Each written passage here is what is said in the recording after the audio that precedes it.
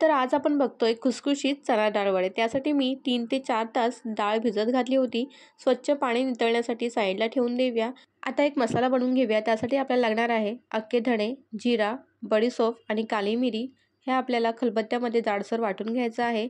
आता पाववाटी डाळ साईडला काढून ठेवूया आणि उरलेली मिक्सरमध्ये ग्राइंड करून घेऊया। त्यामध्ये लसूण, आलं आणि मिरची घालून वाटून घेऊया।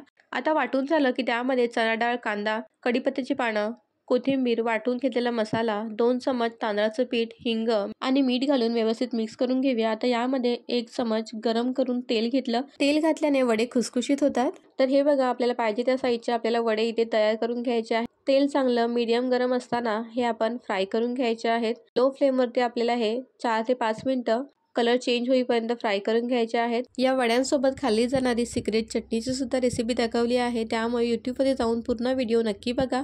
रेसिपी आवडली असेल तर एक लाईक नक्की करा। बाय।